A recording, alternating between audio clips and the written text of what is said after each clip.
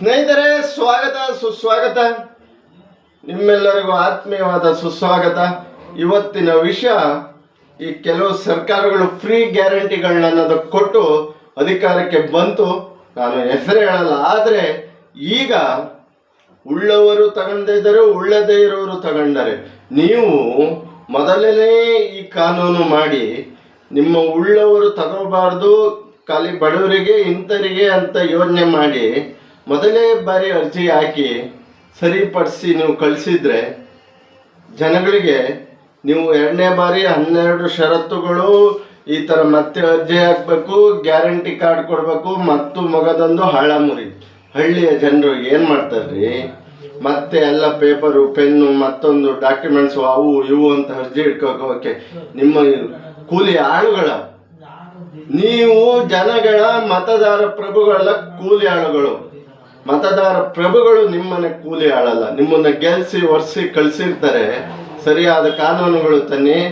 ಒಂದು ಸರಿ ಈಗ ಯಾವ ಅಧಿಕಾರಿ ಹೋಗ್ಬೇಕು, ಇಲ್ಲ ಸೈಬರ್ ಸೆಂಟ್ರಿಗೆ ಹೋಗ್ಬೇಕು, ಮತ್ತೊಂದಕ್ಕೆ ಹೋಗ್ಬೇಕು, ಎಲ್ಲವನ್ನು ಡೀಟೇಲ್ಸ್ ಇಟ್ಕೊಂಡು ಬಿಟ್ಟು, ಕೆಲಸ ಕಾರ್ಯ ಬಿಟ್ಟು, ನನ್ನ ತಾಯಿ ಅಮ್ಮಂದಿರು ಹಾಲು ಎಲ್ಲ ಕರೆಯೋದು ಬಿಟ್ಟು ನಿಮ್ಮ ಅರ್ಜಿ ಹಾಕ್ತಾ ಕೂರ್ತಾರೆ. ಯೋಜನೆ ತರುವಾಗ ನಿಮಗೆ ತಲೆಯಲ್ಲಿ ಬುದ್ಧಿ ಇರಲಿಲ್ವಾ? ಯಾಕೆ ಅರ್ಜಿ ಹಾಕ್ಬೇಕು, ಎಂತರಿಗೆ ಕೊಡಬೇಕು?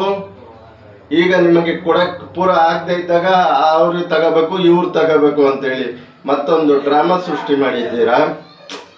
ಮತ್ತೆ ವೃದ್ಧಾಪ್ಯ ವೇತನಕ್ಕೂ ಒಂದು ನಿಯಮ ತಂದಿದ್ದೀರಾ. 700 ರೂಪಾಯಿ 800 ರೂಪಾಯಿಗೆ ದೊಡ್ಡ ವಿಚಾರನೇ. 100 ರೂಪಾಯಿ ಆದರೂ 1 ರೂಪಾಯಿ ಆದರೂ ದೊಡ್ಡದೇ. ಆ ವೃದ್ಧಾಪ್ಯರು ಎಲ್ಲ ಪತ್ರಗಳನ್ನು ಹಿಡ್ಕೊಂಡು ಮತ್ತೆ ಕಚೇರಿಗಳಿಗೆ ಅಲ್ದಾಡ್ಬೇಕಾ? ಏನು ತಿಳಿದಿದ್ರಿ? ವಯಸ್ಸಾದ ವೃದ್ಧಾಪ್ಯ ಕಾಲದಲ್ಲಿ ಅಧಿಕಾರಿಗಳಿಗೆ ಲಂಚ ಕೊಟ್ಟು ಲಂಚ ತಗೊಂತಾರೆ, ಲಂಚ ಇಲ್ದಲೆ ಕೆಲಸ ಆಗಲ್ಲ, ಅವರು ಎಲ್ಲ ಕಡೆ ಅಡ್ಡಾಡ್ಬೇಕಾ? ನಿಮ್ಮನ್ನ ಓಟ್ ಹಾಕಿ ಗೆಲ್ಸಿದ್ದಕ್ಕೆ ನೀವು ಗಂಟೆಗೆ ದಿನಕ್ಕೆ ಒಂದೊಂದು ಕಾನೂನು ತಗೊಬಂದ್ರೆ ಜನಗಳು, ವಯಸ್ಸಾದಂಥವ್ರು ಆದಿಲಿ ಬೀದಿಲಿ ನಿಮ್ಮನ್ನ ಅಧಿಕಾರಿಗಳನ್ನ ಕಾಯ್ತಾ ದುಡ್ದಿದ್ದು ಸ್ವಲ್ಪ ದುಡ್ಡು ಸೇವ್ ಮಾಡಿಟ್ಟಿದ್ರೆ ಅದನ್ನು ಅಧಿಕಾರಿಗಳಿಗೆ ಲಂಚ ಕೊಡ್ತಾ ಈ ವಯಸ್ಸಾದ ಕಾಲದಲ್ಲಿ ಅಡ್ಡಾಡ್ಬೇಕನ್ರಿ. ತರುವಾಗ ಯೋಚನೆ ಮಾಡಬೇಕು, ಯಾರಿಗೆ ಕೊಡಬೇಕು, ಯಾರಿಗೆ ಈ ಯೋಜನೆ ಸಲ್ಲಬೇಕು ಅನ್ನೋದನ್ನ ಯೋಚನೆ ಮಾಡಿ ನೀವು ಯೋಜನೆಗಳು ತರಬೇಕನ್ರಿ. ಬೇಕಾಬಿಟ್ಟು ಮಾಡಿಬಿಟ್ಟು ಈಗ ಆ ಅರ್ಜಿ ಹಾಕ್ಬೇಕು, ಈ ಅರ್ಜಿ ಹಾಕ್ಬೇಕು, ಅಂಥವ್ರಿಗೆ ಇಂಥವ್ರಿಗೆ ನೀವು ಯೋಜನೆ ಕೊಡಲೇಬೇಕಾದ್ರೆ ನೀವು ಮೊದಲೇ ಕೆಲಸ ಮಾಡಿದರೆ ಇವತ್ತು ತಾಯಂದಿರು ಕೆಲಸ ಕಾರ್ಯ ಬಿಟ್ಟು ಸೈಬರ್ ಸೆಂಟ್ರಿಗೋ, ಇಲ್ಲ ಆಫೀಸಿಗೋ, ಇಲ್ಲ ಕಚೇರಿಗಳಿಗೋ ಅಲ್ಲಿ ಕೂರ್ಬೇಕಾ? ಜನಗಳನ್ನ ಏನು ತಿಳಿದಿದ್ದೀರಾ ನೀವು? ನಿಮ್ಮನ್ನ ಓಟ್ ಹಾಕಿ ಗೆಲ್ಸಿದ್ದಕ್ಕೆ ಇದೇ ಕೊಡೋದು ನೀವು ಜನಗಳಿಗೆ. ಯಾರೇ ವ್ಯಕ್ತಿಗಳು, ಯಾವುದೇ ರಾಜಕಾರಣಿ ಈ ಥರ ಯೋಜನೆಗಳು ತಂದು ಈ ಥರ ಮಾಡಿದ್ರು ಅವರಿಗೆ ಕೇಳ್ತೀವಿ ಅಂತ ಹೇಳ್ತಾ ಇಲ್ಲಿಗೆ ವಿಡಿಯೋ ಮುಗಿಸ್ತಾ ಇದ್ದೀನಿ.